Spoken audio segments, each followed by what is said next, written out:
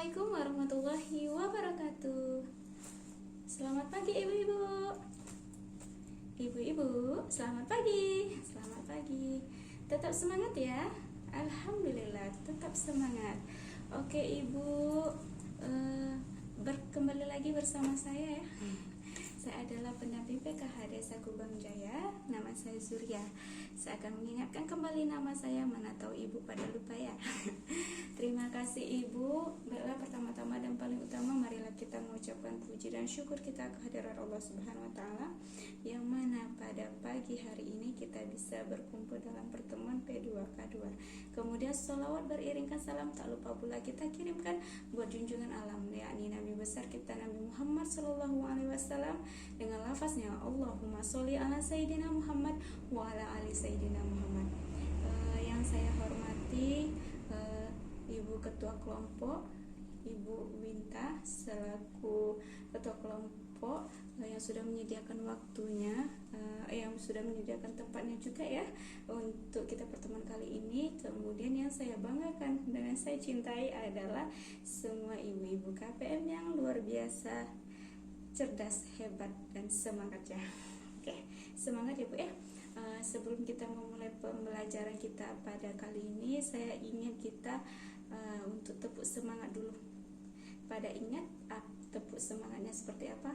Oke Ibu, terima kasih. Kita tepuk semangat dulu ya, biar kita tetap semangat. Tepuk semangat, semangat, semangat, semangat. Oke Ibu, terima kasih. Kemudian saya ingin tepuk mantul deh Bu, biar nanti hasil pembelajaran kita kali ini menjadi mantap betul. Pada masih ingat juga enggak tepuk mantulnya seperti apa? Masih mantap Ibu. Kita tepuk mantul. Mantul, mantul. Mantul, mantul. Mantap betul. Oke, terima kasih Ibu. Semoga kita selalu semangat ya. Sebelum kita memulai acara kita ini juga, alangkah baiknya ya kita memulainya dengan membacakan doa. Baiklah, saya minta kesediaan dari Ibu Suliastri untuk memimpin doanya. Apakah Ibu bersedia? Oke, terima kasih Ibu. Terima kasih Bu Suliastri sudah memimpin doa. Baiklah, semoga yang saya harapkan dengan pertemuan kita kali ini hendaknya menjadi barokah dan menjadi amal ibadah kita di sisi Allah SWT. Amin, amin, amin ya rabbal alamin. Oke, sebelum kita mulai pembelajaran kita kali ini nih, tadi kita juga udah tepuk semangat, tepuk mantul. Jadi pastinya kita masih semangat ya Bu ya? Ya masih dong ya. Oke, terima kasih Ibu. Saya ingin bertanya dulu, pertemuan kita sebelumnya mengenai apa Ibu? Ayo, ada yang masih ingat? Oke, Ibu Winta, tentang apa kita bahas kemarin? Kesehatan dan gizi, iya betul. Tapi sesi apa yang kita bahas? Ayo, siapa yang ingat? Ayo, siapa yang ingat? Oke, Ibu Dwi, pentingnya gizi dan pentingnya gizi dan apa Ibu? Layanan kesehatan ibu hamil. Ya Ibu, terima kasih kepada ibu-ibu yang sudah mau menjawab ya. Tandanya Ibu masih bersemangat. Oke, kita bahas sebelumnya adalah mengenai pentingnya gizi dan layanan kesehatan ibu hamil, yang mana pada saat itu kita membahas poin dari ibu hamil itu kita harus memperhatikan gizi seimbangnya, yang mana ditandai dengan adanya apa Ibu masih ingat yang bulat? Oke, isi piringku ya. Di situ ada karbohidratnya, ada mineralnya, ada proteinnya, dan ada apa lagi Ibu? Oke, ada buah-buahannya. Mana buah-buahan itu mengandung apa? Ayo, biar tubuh kita kuat nih, semangat. Kita nafsu makannya banyak. Apa? Mengandung apa? Iya betul Ibu Sri, Ibu mantap, itu ada vitamin. Berarti Ibu mendengarkan ya pembelajaran kita sebelumnya. Nah, kemudian resiko kehamilan juga ada waktu itu yang kita bahas. Ada 4 terlalu, 3 terlambat. Apa itu? Masih ingat? Oke, Ibu Dinda. Oke, terima kasih Ibu, betul ya atas jawaban Ibu, saya apresiasi itu. Kemudian ternyata pada saat kehamilan minimal 4 kali kita melakukan pemeriksaan selama kehamilan, kemudian setelah melahirkan apa perlu kita periksa lagi? Ya perlu ibu, itu kita untuk melihat juga bagaimana darah nifas kita itu, bagaimana juga tubuh kita pada saat setelah melahirkan itu ya. Perlu banyak sekali yang perlu kita periksa, yaitu minimal 3 kali sehari. Oke, itu ulasan pada pertemuan sebelumnya. Kita masuk pada pertemuan kali ini. Ayo, apa yang kita bahas? Ayo. Oke, kita bahas masih mengenai kesehatan dan gizi, tapi dengan sesi yang berbeda. Ini adalah sesi yang memang sedang kita jalani ya Bu ya. Oke, itu apa? Pentingnya gizi untuk ibu menyusui dan balita. Ayo, kalau saya sebutkan menyusui itu pasti pada teringat anak di rumah. Aduh, anak saya nangis nggak ya? Nggak ibu, udah aman ya Bu ya, anaknya tadi ditinggal aman. Oke. Iya ibu, jadi kita akan membahas mengenai pentingnya gizi untuk ibu menyusui dan balita ya, dimana kita akan membahas seputar ASI dan MPASI. Oke, baiklah, saya ingin meminta ibu-ibu, kesediaan ibu-ibu ya, untuk berdiri. Pada pegel nggak kakinya? Untuk merilekskan otot-otot ya Bu ya. Kita berdiri dulu ibu.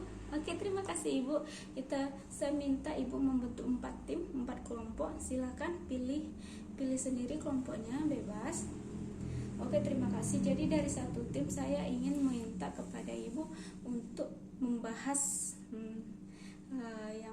membahas atau mendiskusikan terkait yang pertama, tim Ibu Laila itu ibu bahas mengenai ASI ya Bu ya.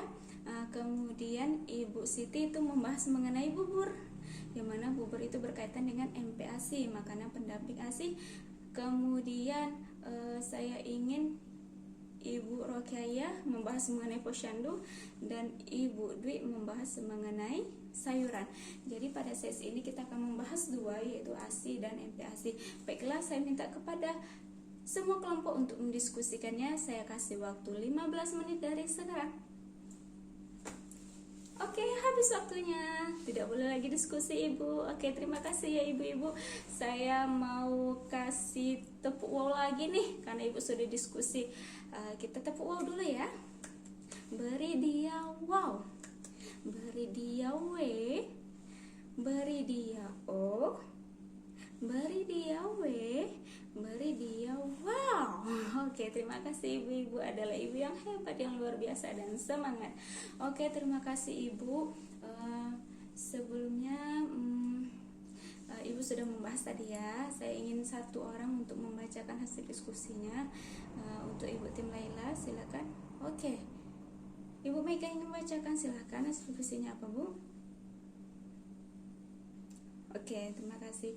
Untuk empati lanjut dulu, ibu bacakan tadi hasil diskusinya apa? Ibu Siti, siapa yang membacakan? Ibu Siti sendiri, silakan. Oke, terima kasih ibu. Apa-apa yang ibu sudah sampaikan tadi itu sangat rasanya jadinya saya akan mengulang kembali nih apa yang telah ibu sampaikan dengan yang akan kita bahas. Oke, berarti tandanya itu banyak yang ibu sudah paham ya. Oke, terima kasih ibu. Sebetulnya apa yang ibu bahas tadi itu sudah ada di sini Bu, di flip chart. Ayo, siapa yang tak fokus?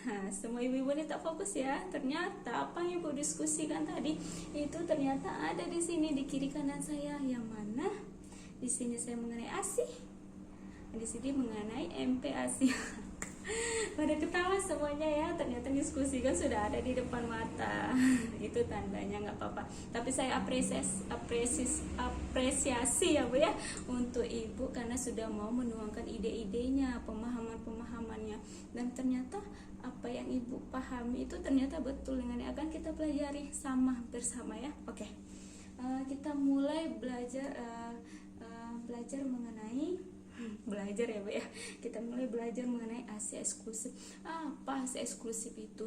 Ternyata ASI eksklusifnya, sambil kita baca ya Bu ya flip chartnya, itu ASI saja sampai bayi 6 bulan.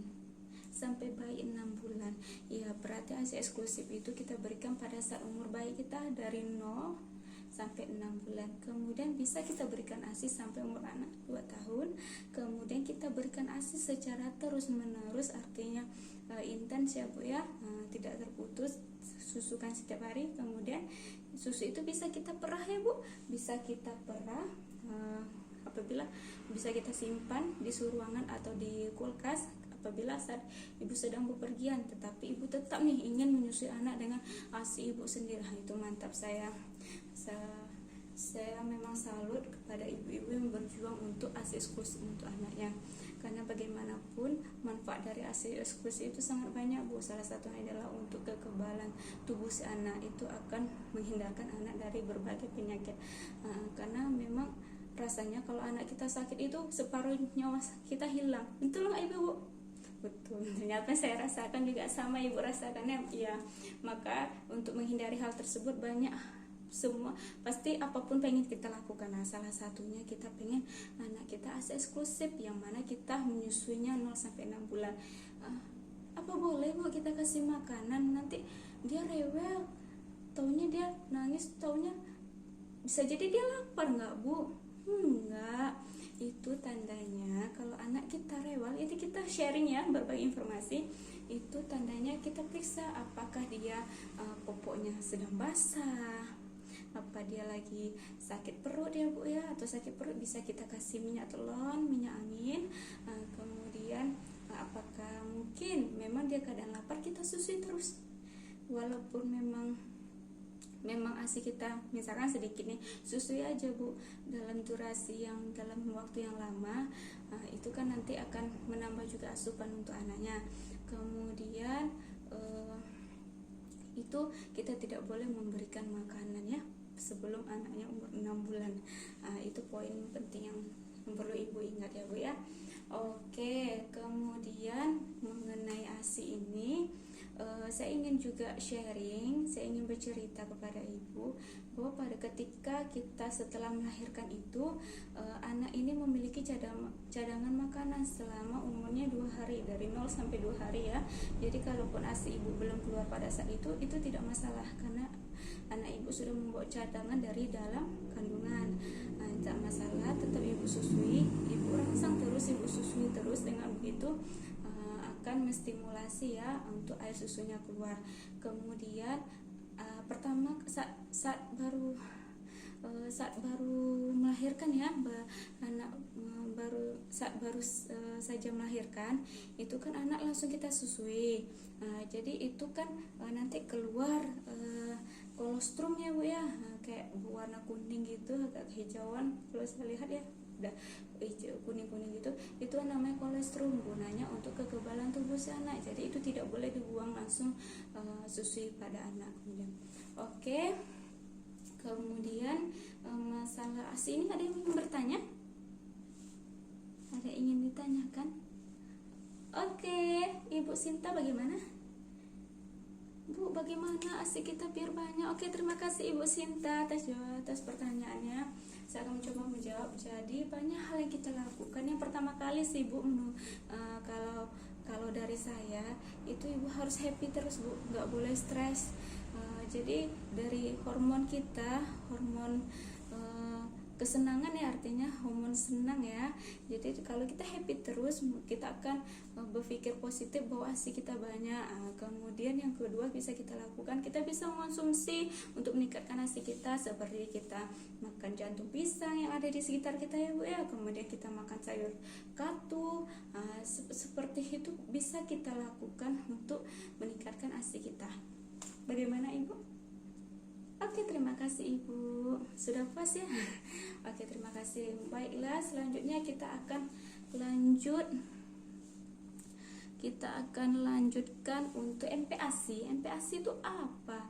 MPASI itu ternyata makanan pendamping ASI. Itu bisa kita berikan pada saat umur anak sudah 6 bulan. Jadi ada juga nih, banyak nih ibu bertanya, ibu-ibu bagaimana sih anak saya ini lapar kayaknya, walaupun umur 3 bulan kasih aja makan ya. Itu sebenarnya tidak boleh Bu. Memang perkembangan ini sangat banyak ya Bu ya. Perkembangan kesehatan ini khususnya WHO itu penelitiannya dulu memang boleh 4 bulan. Jadi setelah diteliti lagi ternyata anak itu benar-benar siap untuk mengolah makan itu ternyata umurnya sudah 6 bulan. Jadi sebaiknya itu makanan bisa diberikan kalau umur anak sudah 6 bulan ya Bu ya. 6 bulan berarti anak siap dari segala segi, dari segi lambungnya siap, dari ususnya mengolah siap gitu kan. Nah, jadi walaupun dulu anak saya banyak Bu, tapi saya kasih makan saat umur 3 bulan saya sehat aja sampai sekarang. Memang iya Bu, tapi untuk sekarang itu tidak bisa kita lakukan karena saya tidak bawa videonya ya. Ada beberapa video atau berita yang saya lihat itu banyak sekali terjadi ya Bu ya. Anak sudah diberikan makan, contohnya makan pisang pada umur anak 3 bulan, 2 bulan. Apa yang terjadi? Ternyata menumpuk di ususnya tidak mampu mengolah, sehingga akhirnya apa? Ada yang saya lihat itu sampai meninggal dunia, dan itu sebaiknya kita hindari ya Bu ya. Jadi untuk lebih amannya, untuk mentaati aturan juga ya, sebaiknya diberikan pada saat umur anak 6 bulan. Oke. Terima kasih Ibu. Jadi dari kesimpulan itu bisa dari pembelajaran kita kali ini dapat kita tarik kesimpulan bahwa ASI itu diberikan 0 sampai 6 bulan dan dilanjutkan MPASI pada umur anak 6 bulan. Oke, terima kasih Ibu atas waktunya, atas kesediaannya untuk pertemuan kita kali ini. Saya lihat emang Ibu bersemangat sekali ya, karena yang kita bahas ini adalah mengenai tentang yang sedang kita alami gitu ya. Contohnya kita menyusui, dan itu mudah-mudahan bisa menjadi pemahaman lebih untuk Ibu dan bisa kita terapkan di rumah masing-masing. Sepakat? Oke, sepakat. Terima kasih Ibu. Selanjutnya kita akan pertemuan di mana nih Ibu? Di rumah siapa? Rumah saya Ibu. Oke, terima kasih Ibu Eneng, di rumah saya saja. Atas kelapangan hati Ibu Eneng, dia menawarkan ke rumah dia. Oke, tunggu kami bulan depan ya Bu ya, dengan pembelajaran selanjutnya. Apa sih pembelajaran? Kita tidak akan membahas lagi kesehatan dan gizi. Ini merupakan sesi yang terakhir untuk kesehatan dan gizi. Besok kita akan membahas lagi yang lebih penting ya Bu ya, dan juga menarik menurut saya itu adalah mengenai perlindungan anak. Yang mana sesi yang kita bahas adalah pentingnya pencegahan kekerasan terhadap anak. Ayo, mendengar kekerasan pasti pada berpikir, aduh saya kasar nggak ya sama anak saya, karena saya geram gitu, karena anak saya nakal gitu, jadi kadang saya pukul, saya ini apa sih dampaknya. Besok kita akan bahas, bulan depan kita akan bahas dampak-dampak apa dampak pada kekerasan terhadap anak. Oke, terima kasih waktunya untuk hari ini Ibu. Saya mohon maaf apabila banyak kesalahan ya. Dan apa-apa yang saya sampaikan tadi apabila ada yang tidak dimengerti lagi silakan bertanya ya Bu ya. Terima kasih saya ucapkan, saya akhiri, wabillahi taufiq wal hidayah. Wassalamualaikum warahmatullahi wabarakatuh.